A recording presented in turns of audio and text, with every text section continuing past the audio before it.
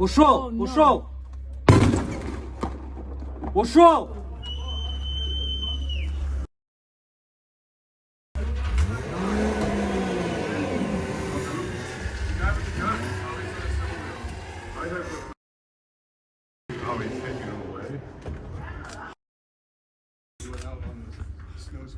Yeah, very. That he seems to normally have. Here's a drive to deep center. Varsho back. And did he catch that ball? Yes. He caught that ball.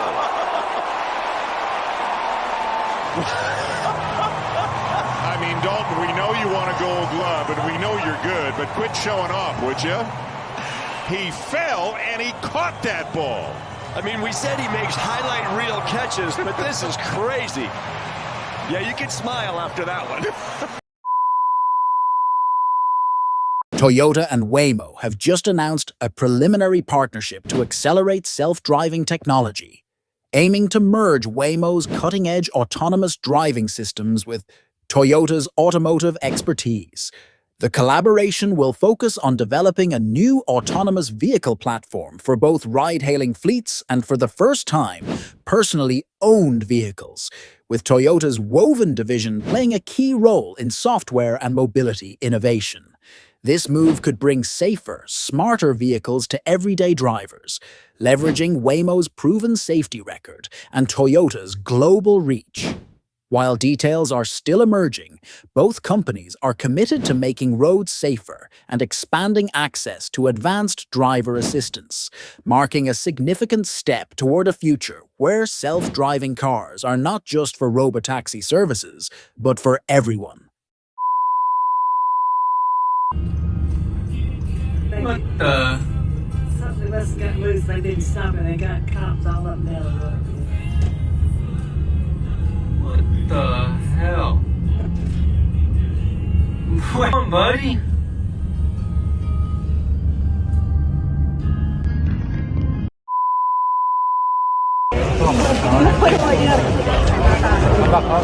Whatever you make.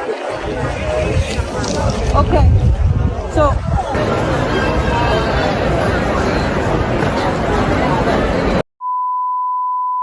A child has damaged a painting worth close to $90 million in a museum in the Netherlands.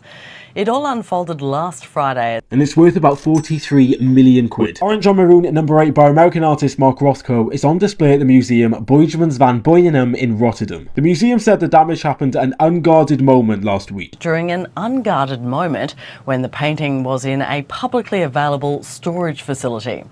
The museum is apparently refusing to say how much the repair work might cost or who will have to foot the bill. Gaines County, Texas, the epicenter of the measles outbreak. Tonight, the Texas Department of Health announcing 17 new cases in the last 4 days, pushing the total over 650. Measles is still spreading. This outbreak is the biggest we've seen in the last 25 years. Jonathan Yoder is helping lead the CDC response on the ground. We know that the most important way to prevent measles is to get vaccinated. But there remains resistance to vaccines in West Texas. People are confused whether they should or shouldn't get vaccinated. It took months into the Texas outbreak for RFK Jr., the Secretary of Health and Human Services, to say vaccines are the best way to stop the disease. But he continues to publicly question their efficacy. We're always going to have measles, no matter what happens, as the vaccine wanes very quickly.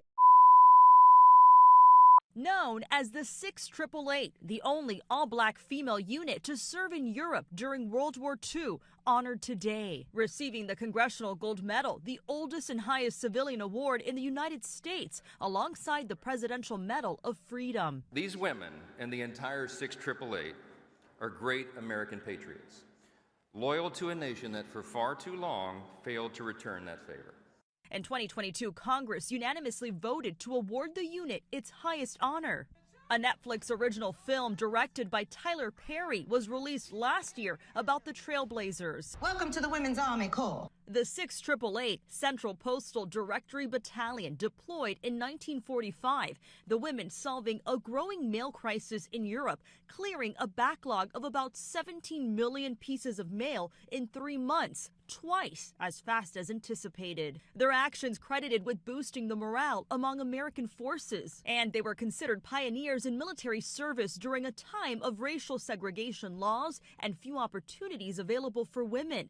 Stanley Early III, the son of Colonel Charity Adams Early, commanding officer of the 6888, accepting the award in her honor. She was the highest-ranking black woman officer during World War II. Agents reported finding pink cocaine, multiple firearms, and evidence of prostitution at the scene. We didn't break the door down. We didn't rush inside. We tried to get them to come out. 300 law enforcement agents moved in.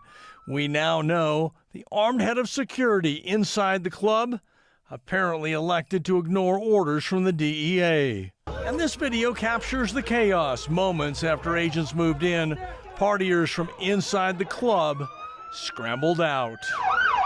This makeshift nightclub has produced a reported 170 calls for service to law enforcement in Colorado Springs, dating back to 2024. 100 days since President Trump was inaugurated for his second term in office. The 100-day mark is a modern measuring point for presidential administrations, and few have seen more action in the first 3 months than in this White House. But how are the American people taking it in? Our latest PBS News NPR Marist poll gives us some insight, and Lisa Desjardins is at the super screen to walk us through the numbers. So, Lisa, where does the president stand at his 100-day mark? First, I know a lot of people don't like polling, but I have to stress this is scientific. It's not perfect, though. It's not a pinpoint. It's a compass, and it tells us a lot. So let's start with the big number, first of all.